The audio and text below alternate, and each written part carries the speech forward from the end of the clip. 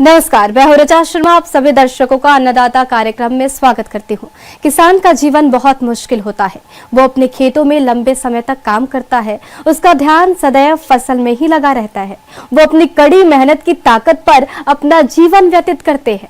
ऐसे ही किसानों की प्रगति के लिए हम खेती बाड़ी से जुड़ी कुछ महत्वपूर्ण जानकारियां आप तक लाते हैं। हर रोज सुबह आपके सामने हाजिर होते हैं। तो चलिए कार्यक्रम शुरू करते हैं और सबसे पहले देखते हैं क्या है आज के अन्नदाता में। कपास की फसल से अधिक उपज लेने के लिए करें कीटों का समय पर नियंत्रण। पपीते की खेती करके कमाएं अधिक मुनाफा।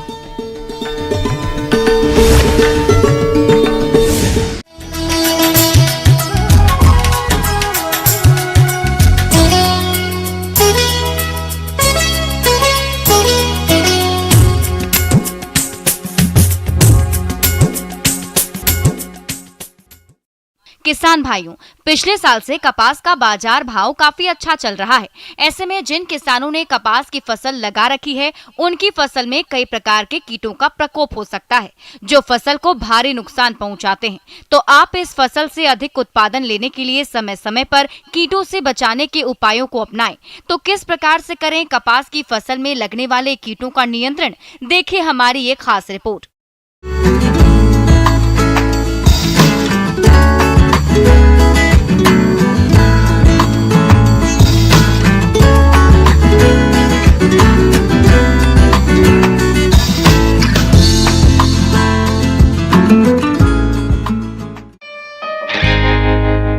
प्रदेश के बहुत से किसान भाई अधिक आमदनी के लिए कपास की खेती करते हैं और अच्छा लाभ भी कमाते हैं, पर कभी कभी कीटों के कारण फसल में काफी नुकसान होता है। और जो किसान भाई समय रहते कीटों की पहचान करके नियंत्रण के उपाय करते हैं, उनकी फसल कीटों से होने वाले नुकसान से बच जाती है। चूँकि अभी मौसम बदल रहा है, ऐसे में फसल में कई तरह के कीट लगते हैं, जिसमें से एक सफेद मक्खी कीट। ये कीट कपास फसल की पत्तियों की निचली सतह पर रहकर रस चूसकर पौधों को कमजोर बना देती है। ये कीट पौधों पर चिपचिपा पदार्थ छोड़ती है, जिससे फफूंद निकलने लगते हैं, जिससे काफी नुकसान होता है। सफेद मक्खी कीट का नियंत्रण, इससे बचने के लिए उचित फसल चक्र अपनाएं और कीट नियंत्रण के लिए प्रति एकड़ 3 पीला ट्रैप खेत में लगाएं।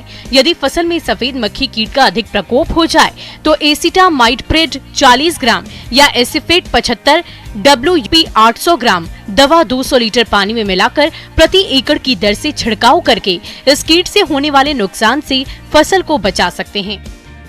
माहू कीट, ये कीट हरे या हल्के पीले रंग का होता है। ये पत्तियों की निचली सतह का रस चूसकर पौधों को कमजोर बना देते हैं। इससे फसल को बहुत नुकसान होता है। इसके नियंत्रण के लिए इमिडाक्लोप्रिड 1 मिलीलीटर दवा 3 लीटर पानी में मिलाकर छिड़काव करने से इस कीट से निजात पाया जा सकता है। मिलीबग कीट, ये कीट पौधों के तने, शाखाओं, पत्तियों का रस चूसकर पौधों को कमजोर बना देती है।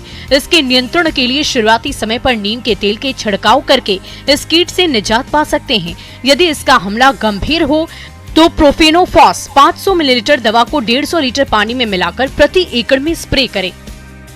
पिंक वर्म कीट, अक्सर देखा जाता है कि इस समय कपास में गुलाबी सुंडी वाले कीड़े लग जाते हैं।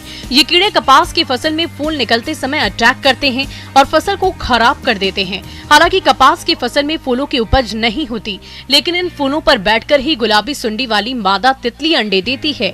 60 दिनों के अंदर धीरे धीरे इन अंडों से कीड़े निकलते हैं और पूरी फसल को घेर कर कपास की क्वालिटी को खराब कर देते हैं। इसके समाधान के लिए समय पर कीट नियंत्रण करना बेहद जरूरी है, जिससे फसल को हानि न पहुंचे और कीड़ों को समय पर नष्ट किया जा सके। ऐसे करें कीट का नियंत्रण। इसकी रोकथाम के लिए सुबह और शाम को कपास की फसल में निगरानी करते रहें। खेत में फेरोमोन ट्रैप लगाएं, जिससे काफी हद तक इन कीड़ों की समस्या से निजात पा सकते हैं। कपास में लगे गुलाबी सुंडी कीड़े की रोकथाम के लिए 7 से 10 दिनों के अंतराल पर नीम से बने जैविक कीटनाशक का छिड़काव करते रहना चाहिए। जिस फूल और कली में कीट दिखाई दे, उसे तोड़कर नष्ट कर दे।